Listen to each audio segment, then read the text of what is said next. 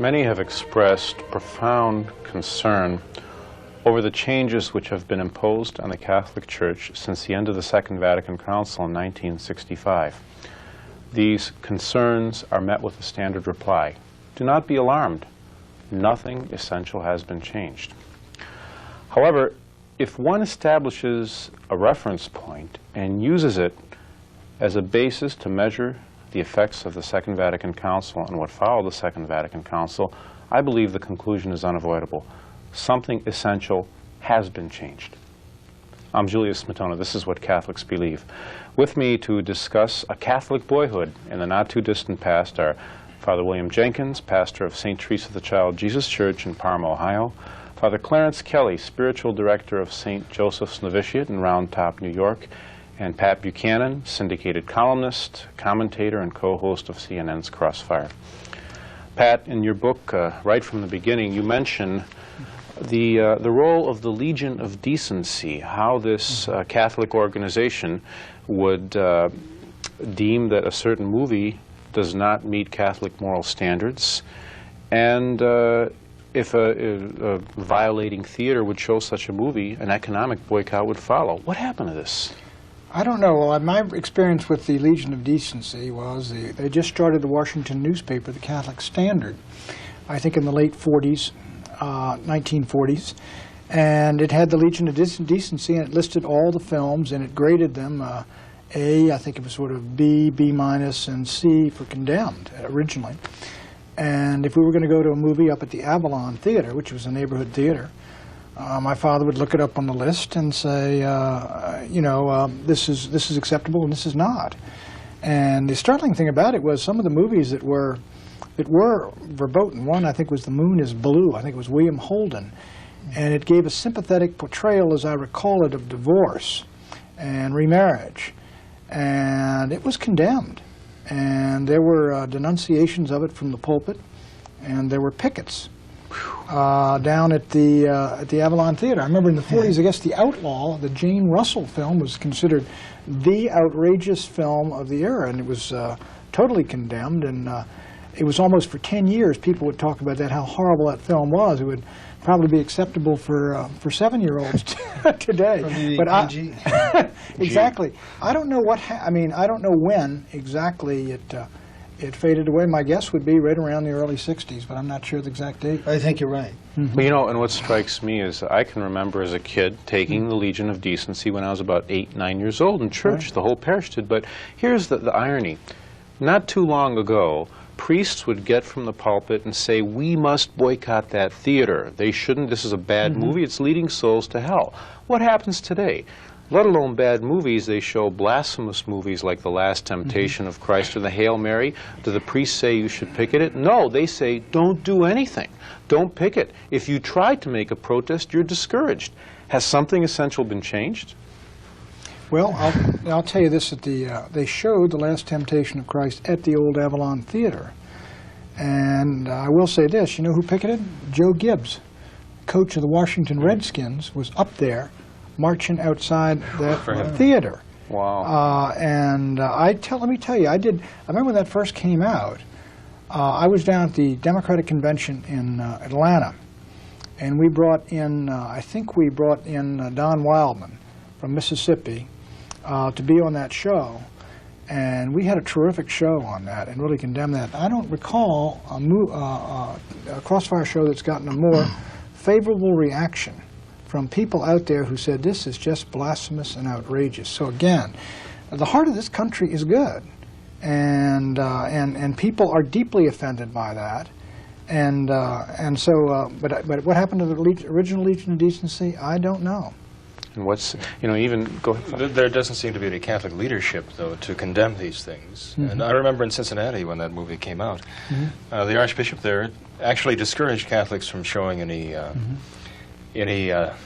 contempt for the show or try to turn people away from it because they said it's just drawing attention to it. It seems to be the attitude these days. Well, I don't see how one could focus any more attention than the media was already giving it. It was a pretty lame excuse, but there just doesn't seem to be any voice condemning something as wrong, and the aftermath of what you were saying there this is leading souls to hell. You never hear talk like that anymore. Well, that's the phrase you used. You don't hear that phrase. You don't even hear that from the pulpit very much these days. Well, you know, you wonder if they even believe in souls. I mean, actions speak louder than words. But, you know, going hand in hand with these films are magazines and books. I mean, this is just proliferated to such a degree, and it assaults the youngest children, and when they shouldn't even be thinking about these things, they're just bombarded by it. I actually remember an incident in your book where you and your brothers and some friends went to a magazine store, and we were looking at sports magazines. And I don't want to recommend that kind of conduct. My brother said, "Look at all this stuff over here," and took out a lighter. And he normally didn't smoke. He didn't smoke, and he lit it on fire. And we're all looking at the sports magazine. You look down, and all these magazines are blazing up right on M Street over there in Georgetown now. And we just closed our magazines, walked by, and started running up the street. But the fact, and then even you went on to mention about the case of a fellow who was mildly retarded and worked for the post office, and he was a Catholic. Right. And at one point, he had some bad magazines that the yuppies subscribed Playboy to. magazines, and he's a nice fellow. He's mildly retarded, and he's been a neighborhood fellow. He still is out there. I see him if you go up to Blessed Sacrament Church, but he got a job in the post office. And, of course, he had to deliver all that consignment of Playboys one month. He looked at it and said, "This is immoral stuff." So he took all the Playboys and dumped them down a sewer. He was the postman. And so the people in the parish, though, thought it was a wonderful story. It didn't bother them in the least. And what would happen if someone At least did he had that his today? values in order, huh? Yeah. What would happen if someone did that today? Yeah. Well, that's the social gospel. The very phrase that you used before, the salvation of soul. I mean, that's the supreme law of the church, the salvation of souls. But if you think of the function of the church is to provide merely for temporal security or temporal prosperity, your focus is on this earth. Your focus is not on eternity. And if your focus is on this earth, then you don't think of things like that in terms of their eternal consequences. You begin to look upon them as being prudish things, or things from the past that are really irrelevant to the modern mentality, which is earth-directed rather than heaven-directed, with the realization that there really is a hell, and that if a person dies in a state of mortal sin, they will lose their souls. Certainly the focus today is not on eternal salvation, but on temporal salvation. And the modern church that came out of Vatican II is much more concerned about social programs and government programs as the salvation of the citizenry than they're concerned about saving immortal souls. You know, what was it back when I first went in the conservative movement? They had the phrase, "Don't let them monetize the eschaton." In other words, don't let them take the things of the next world and really try to say that it can be done right here on this earth. Right. And it was exactly, and that's exactly what's happened. Amazing. Exactly yeah. what's happened. And you know, the interesting thing on a lot of this pornography and things, especially these magazines, the most militant people standing up against it in many cases are feminists. They feel it is degrading to women. Of course, they're exactly right. But it's astonishing when they're the ones that are protesting it loudest. Yeah, that's incredible. But that's the truth. Talk about things being upside down. Huh? Yeah. You know, something else which is, I think, indicative of a very profound change since the end of the Vatican Council regarding prayer. In your book, you mentioned that it was a normal thing. After you had dinner, you said the family rosary. And if someone who was even not a Catholic was in, come on, join in. We're going to say the rosary today. How many Catholics today say the family rosary? Well, I don't know. I'd ask the... A lot of the families I know say, yeah. but obviously, in terms of the general population. Well, I remember, I nominal think Catholics, we went down when my father, of course, we had 9 kids, and each of us would lead a decade of the rosary. And when they had Father Patrick Peyton had the rosary hour? What was it called? The rosary On the radio? No, he had that, but he had a crusade. He took it around the country, and he came down here to Washington, D.C. There were about 50,000 people out on the monument grounds, I remember. It was the biggest demonstration I'd seen there before I went into the Nixon White House, and then they got a lot larger for different purposes. You know. But I would say, Julius, in my experience, and I'm sure in Father Jenkins' experience, that a very substantial number of the families that attend the traditional Mass on a regular basis do in fact say the family rosary. I would say a significant number. But you know, there's really a divide between the 1950s and the late 1960s and 70s. And I think the time of the divide is right at the Vatican Council. And people who said, well, Pat, if it was so good in those days in the 1950s and faith was so strong, how could they have given birth, if you will, or ushered in the 1960s? And it's a good question. Yeah. It's a good question. And my view, and I think it's Jim Hitchcock's, is that Vatican II was hijacked in a lot of ways. But it seems to me, at first, I've never been able to appreciate or understand the necessity for a Vatican II Council, at least from the standpoint of the United States of America and the condition the Church was in. And certainly subsequent to that, whatever the documents of Vatican II contain, the interpretation and construction that a lot of modernists have put on it, it seemed to me have been utterly contradictory to what went before. Well, Vatican II, of course, lends itself to modernist interpretation, and certainly it was hijacked. Because of ambiguity. Because of its ambiguity, sure. Studied ambiguity. But also, the clergy was prepared well before Vatican II. If you go back and look at the seminary curriculum and what was taught to the priests back then, and I've known quite a few older priests, and I've talked to them about what they were studying in those days. And there were large portions of Catholic dogma, or doctrine, that they had very little knowledge of. The social doctrine of the Church, for example, doesn't seem to have been taught at all. The social kingship of Christ and so on. And this is one telling gap I've noticed in just about every older traditional priest that I've known. I think that left them ripe for this. Also, if you look back at the liturgical magazines that were being published back in the 40s and 50s, they were in the hands of modernists, like Annibale Bonini, who saw the new Mass through from its inception. He was very prominent in these periodicals back then, and I think the clergy was being prepared so that when the changes came, the people were basically hostages, and even though they might resist, they had nowhere to go. But I'll tell you, I certainly didn't, if you mentioned that in the part of the priests, the Jesuits I recall both in high school and college, I didn't get any of that. You got almost the exact opposite from the ones that I remember, in high school, the misters, as we called them, the Jesuits right up the street in Gonzaga, the misters and the Jesuit fathers. They all seemed to me to be as strictly orthodox as they could be, and quite militant Did about it. they resist the changes then? I don't know. I don't know exactly. Well, I can say some of them. I think clearly accepted the changes because I know some of them now that are. Were also very, very orthodox and very strong in the faith. But there was a softness there. There was a soft spot so the liturgical revolution could come through, and with that, everything else fell with it. Personally, the reason I think that it was so successful is because it was imposed by... Revolution from above? From above. You could take very good and decent people, good and decent priests, who are very conscious of obeying legitimate authority. Right. And legitimate authority comes out and says, well, you should do this and you should do that.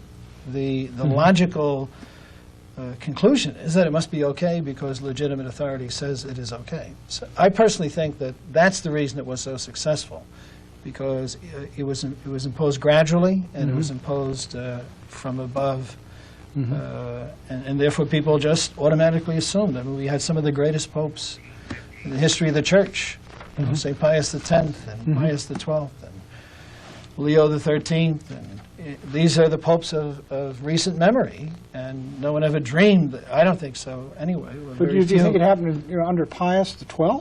No. In other words, the attitude that a Catholic would have is say, well, look at this pope. We have a great pope, and he's the one who declared the dogma of the Immaculate Conception and he made St. Pius X a saint. That you logically think that anything, even in his successors, that comes down from above would necessarily be in the best interest of the Church, even if it doesn't seem to be. And there are some things which were unseen, but were nevertheless present.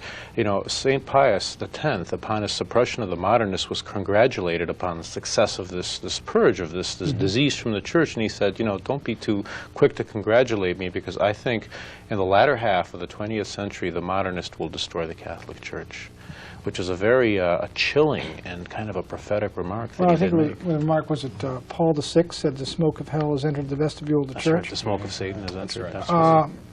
But the question I've always asked is, the Pope has supreme authority in the Catholic Church I grew up in. It was Pius XII was a figure of extraordinary authority. He commanded total respect Absolutely. for everything he said, and when he spoke, the moral authority of the Church was enormous in the hierarchy, and Especially in America. in America, especially. If the bishops had told someone to vote for or against someone in those days, that would have been it.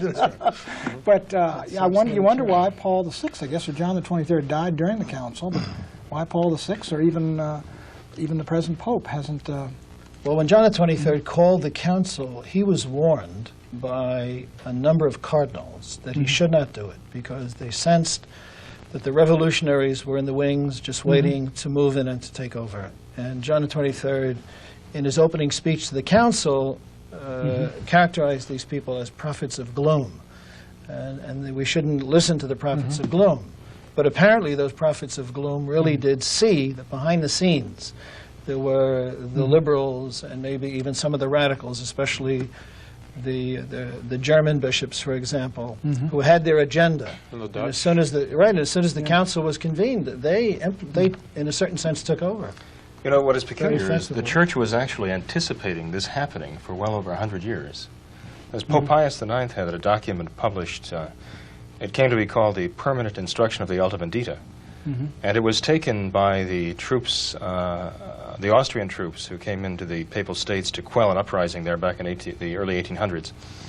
And it prescribed there for the secret societies to infiltrate the seminaries and the convents with the objective that they would eventually surround the Pope and that they would influence him and that hopefully they could even get a Pope who had a very, very, let's say an idea or a thought pattern that was similar to the secret societies, the Masons.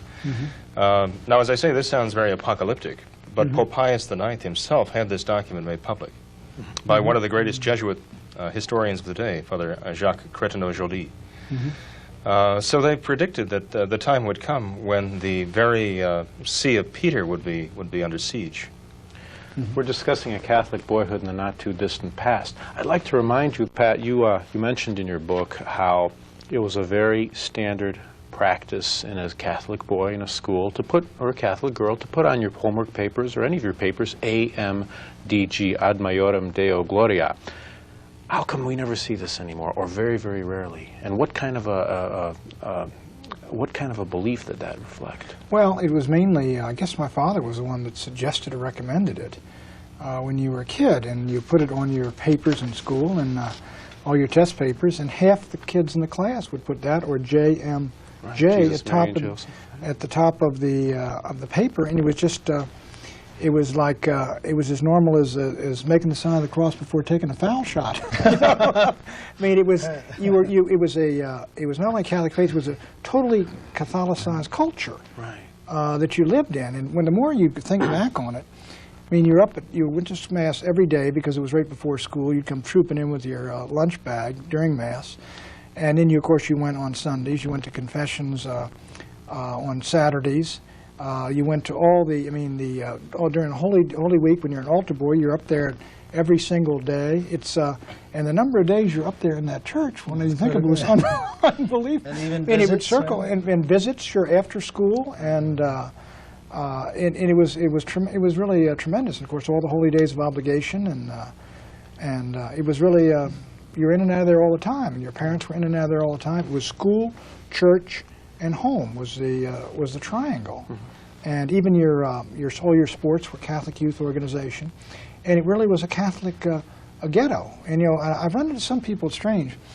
There are two people. They come out of that culture, and that some of them just love it and recall it, and they tell all these stories, and they love the book. And I've talked to others. Some of them, and many of them are women. They're very, very bitter about the experience, and they're bitter about the nuns, but. To me, it was all just, the memories were all fond.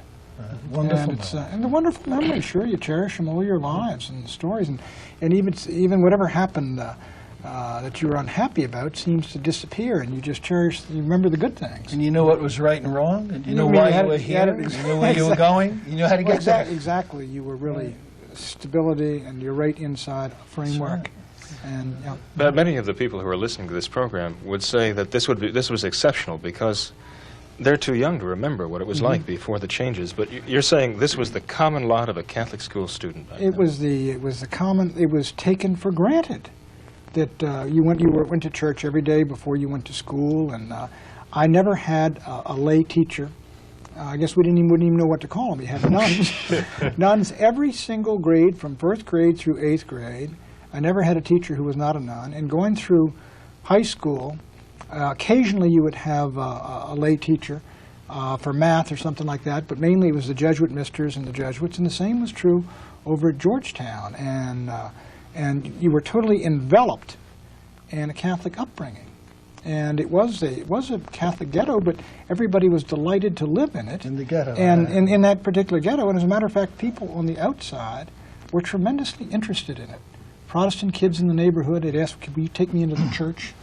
And it was an amazing time. This is the 40s and the 50s. And it's sort of, in a way, gone with the wind.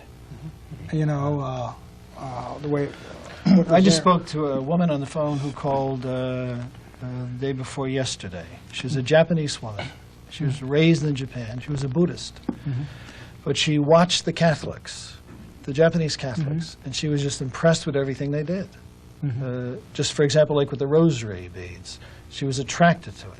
And she started to go to Mass every morning. She was a little Buddhist.